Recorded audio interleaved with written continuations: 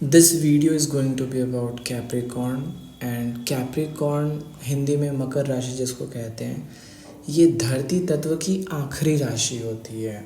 जब हम किसी चीज़ को ग्राउंड पे रख देते हैं, जैसे डेड बॉडी हो गई, या फिर काम ख़त्म करके जब हम सोने जाते हैं तो हम अपनी बॉडी को रेस्ट पे रख देते हैं। The process of putting things to rest is shown by Capricorn. Saturn अभी कैप्रिकॉर्न में ट्रांजिट कर रहा है 2020 से लेके 2020 के जनवरी से लेके 2022 की अप्रैल तक कैप्रिकॉर्न में सैटर्न ट्रांजिट कर रहा है। तो सैटर्न कैप्रिकॉर्न के सिग्निफिकेंस को स्लो कर देता है और एनलार्ज कर देता है। 2020 में जब सैटर्न का ट्रांजिट हुआ जनवरी के महीने में कैप्रिकॉर्न राशि में, तो 2020 के जनवरी से लेके 2022 के अप्रैल तक सैटर्न कैप्रिकॉर्न से रिलेटेड जितनी भी चीज़ें हैं उनको अफेक्ट करने वाला है। सो मैंने कहा कि laying down, putting the body to rest, हमारे रेस्ट करने को भी इफ़ेक्ट करता है। तो हम बहुत ज़्यादा रेस्ट कर रहे हैं, हम बहुत ज़्यादा लेट उठ रहे हैं। हमें इन टोटल अगर corona virus is just a medium, but ultimate effect यही है कि we are being put to rest. इसको मैंने आपको पहले भी बताया था सैजिटेरियस में या फिर 9th हाउस में, कि हमारी सोल जो है 9th हाउस में हमारी बॉडी को छोड़ देती है एंड 10th हाउस में हमारी बॉडी को रेस्ट पे रख दिया जाता है। So everything relating to death is seen from Capricorn राशि। सो कैप्रिकॉर्न धरती तत्व की आखिरी राशि होती है, और धरती तत्व का आखिरी राशि होने का मतलब है there is no growth after it. मैंने इससे पहले बताया था कि धरती तत्व की दूसरी राशि दैट इज़ वर्गो डिनोट करती है ग्रोथ ऑफ सॉलिड थिंग्स। धरती तत्व की पहली राशि थी आपकी जेमिनी। तो Gemini represents the initiation, start of something solid. Direction भी रिप्रेजेंट करता है जेमिनी। कंट्रोल को रिप्रेजेंट करता है जेमिनी। सो इन तीनों में जो आखिरी है, putting things to rest, is represented by Capricorn. In Capricorn is very important sign when it comes to finishing things up. आप अपने काम को फिनिश कर पा रहे हो कि नहीं कर पा रहे हो, that is scene from Capricorn. अगर आपका मून कैप्रिकॉर्न में है तो your mind is always at rest. अब कैप्रिकॉर्न किस भाव में पड़ा है, उस भाव से रिलेटेड आपके दिमाग में बातें चलेंगी और बहुत शांत तरीके से आप काम करोगे। आप अपना मेंटल बैलेंस कभी भी बिगड़ने नहीं दोगे। कोशिश करोगे कि मेरा मेंटल पीस सबसे ऊपर रहे, सबसे सुप्रीम रहे, सबसे प्रायोरिटी जिसको आप कहते हो, आप प्रायोरिटाइज अपने मेंटल पीस को दोगे। So Capricorn represents calmness, serenity, silence. जब मून पड़ जाता है, जब चंद्रमा कैप्रिकॉर्न में आपके नीडल बर्थ चार्ट में, तो आपको शांत रहना बहुत पसंद है। कैप्रिकॉर्न में जब सैटर्न आ जाता है तो सैटर्न आपको किसी भी चीज़ को फिनिश करने का, अब जैसे अगर पब्लिक रिलेशंस हैं तो रिलेशंस आपके को अच्छे मैनेज हों, आपके रिलेशंस कामली मैनेज हो, रिलेशंस में डिस्टर्बेंस नहीं है, रिलेशंस की स्टेबिलिटी, रिलेशन को शांत रखना। कोई किसी भी टाइप का रिलेशन हो आपका, लेकिन आप उस रिलेशन को बहुत अच्छे से लॉन्ग टर्म के लिए लेके चलोगे और जल्दी किसी से रिलेट भी नहीं करोगे, जल्दी किसी से आप रिलेशंस भी नहीं बनाओगे अगर 7वें स्थान पे कैप्रिकॉर्न राशि है और वहाँ पे सैटर्न पड़ गया तो। So Capricorn represents everything that is finished, everything. जब हमने डिस्कस किया था कि किसान जब खेती करता है तो वो बीज लगाता है, उसको उपजाता है, तो 9th house represents harvesting and 10th house represents that stocking after the harvest. हमारे पास कितना प्रोडक्ट निकल के आया है। जब हम हार्वेस्ट करते हैं किसी चीज़ को तो उसमें गंदी चीज़ें और अच्छी चीज़ें दोनों होती हैं, लेकिन जब सेपरेट करने के बाद जो हमारे पास फाइनल प्रोडक्ट होता है हमारे हाथ में, उसको कैप्रिकॉर्न राशि कहते हैं। फॉर एग्ज़ाम्पल, हमने जो प्रोसेस की विनोइंग होता है, हस्क को हे से सेपरेट करते हैं, तो जो हमारे पास वीट बचा, सपोज़ 5 किलो वीट हमने, फॉर एग्ज़ाम्पल 500 kg वीट हमने कटाई कर दी।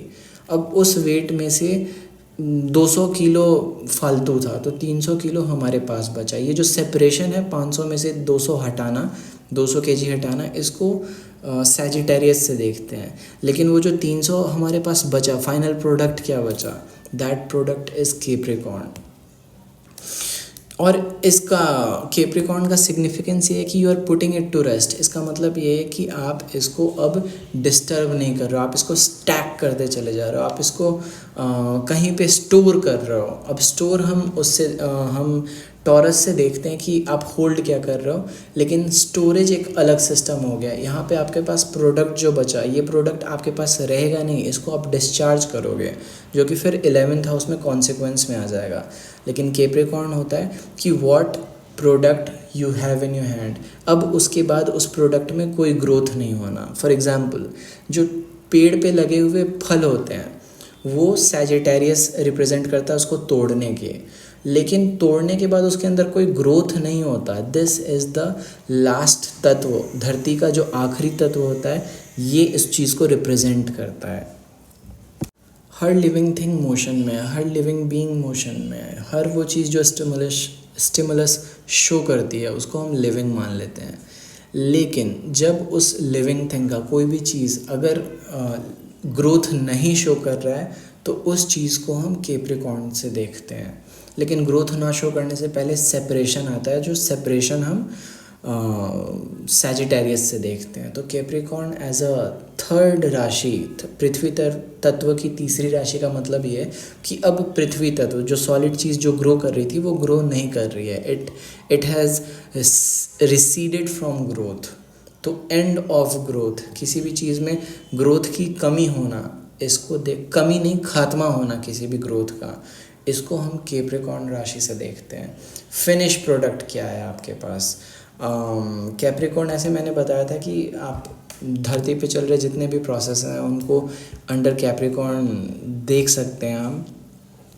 तो मैंने ये भी बताया था कि जो यूनिवर्स की जो ग्रेविटी पड़ती है अर्थ पे, ये सिर्फ एक चीज़ पे नहीं है, हर चीज़ पे पड़ रही है। तो जो स्पेस है, जो ग्राउंड है, ग्राउंड पे भी पड़ती है। तो जो इंस्टीट्यूशंस हमारे अराउंड बन रखे हैं उस पे भी पड़ती है। तो इंस्टीट्यूशंस में जब आप काम ख़त्म करके घर जाते हो, उस काम ख़त्म करके घर जाने को कैप्रिकॉर्न राशि से देखते हैं, और काम ख़त्म करने को भी कैप्रिकॉर्न से ही देखते हैं।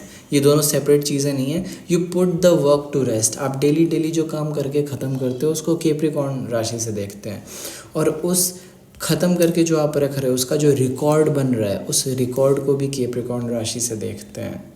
नाउ अगर इसका सिग्निफिकेंस और मैं एक्सप्लेन करूँ तो जितने भी मॉर्ग देखे हैं आपने, जहाँ पे मॉर्चरी है, जहाँ पे लाशों को रखा जाता है, that is dominated by Capricorn. अब इसका ये मतलब नहीं है कि कैप्रिकॉर्न में अगर कोई प्लैनेट है तो वैसे ही बिहेव करेगा, नो।